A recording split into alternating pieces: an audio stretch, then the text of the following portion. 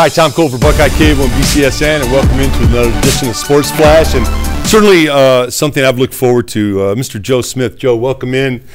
So good to see you, number 25 in the START program. Yes, sir. And Joe, you've had a great career at START, but I want to take the folks back a little bit. We were doing a game at START. I think it was Thursday Night Live football. Yes, sir. And then we were going to get you on the show, and then the show ran long, and you didn't get in. And I said, well, we'll get you on, we'll come back and do something else. So we did that. But what's interesting to me, Joe, is that when people at START knew you were going to be on, I had your outstanding principal, Mr. Prozac. I had your AD, Mr. Johnson. I had other assistant coaches. I had your head coach, Tyson Harder, who's a great guy. They all went out of their way to come up and say, Joe Smith, my gosh, he's one of the great guys in our school, led by example, does the job in the classroom, in the community, solid as a rock, a guy we've built our program around with his character. How does that make you feel, Joe, when you hear that? It's now I'm hearing it now. I'm blushing a little bit, but it makes me feel like the leader that I try to pride myself on being. When I walk in the locker room, I try to walk in the locker room how I like everyone else to walk in there, being focused, being able to, when we get into practice, making sure we're making every single little detail perfect. So when we get out there on Friday nights, we got each other's back. So it really means a lot to me that my principal, the athletic director, my coach, other assistant coaches came and said that about me, because I pride myself on those things. Joe, let me ask you, I played a long time ago, a million years ago in high school. I don't know if it's different. Is it harder to lead today? And I was playing in the 60s, and I remember trying to be a leader, but it's so long ago. Is it different today? I mean, there's a lot of things going on. You got social media, you got cell phones, you got people doing 9 million things. Is it hard to get guys focused to accomplish? Yes, sir.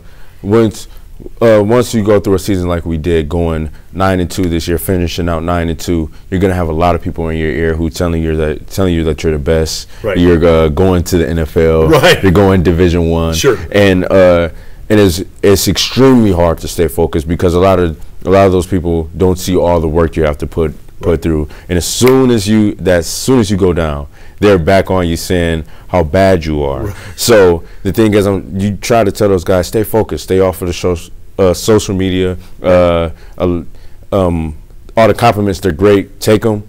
But at the same time, make sure you stay focused on the goal and not get caught up in the other things, which is not the team, and stay in the family. Joe, you have a maturity that belies your age. I mean, you're a senior, but I've interviewed a lot of athletes and student athletes, and you talk like a junior, senior in college. Where did you get that maturity? Because you get a maturity that's a little more out in front of a normal high school kid.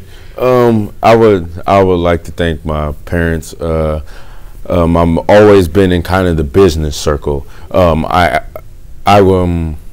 a part of Long Leadership. Okay. I was an intern down at one of the patent law firms. Yes. So just being around those guys, shaking hands, looking people in the eye all the time, it just all the little professionalism things that you pick up on, that kind of. Yeah, kind of gave me that confidence so when I talk to people, I'm not shy for who I am. Yeah. So it's really picked up. I'd hire you on BCSN right now. You're better at this than I am.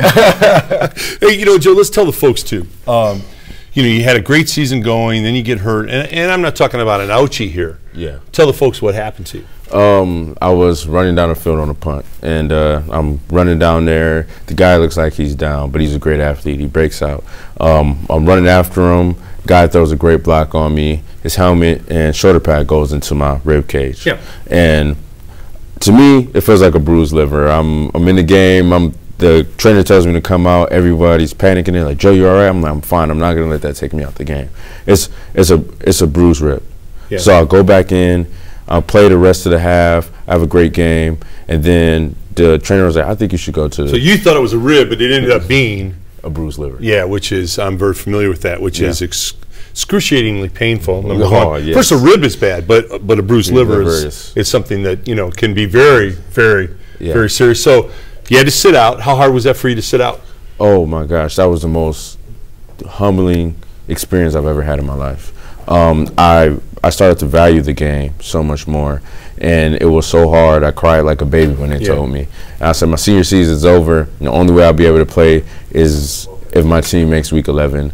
And then I'm a very spiritual person. So I talked to Mr. Sabo, our chaplain at Royce, and he told me just to trust in God. So I've been praying more than I've ever have in my life.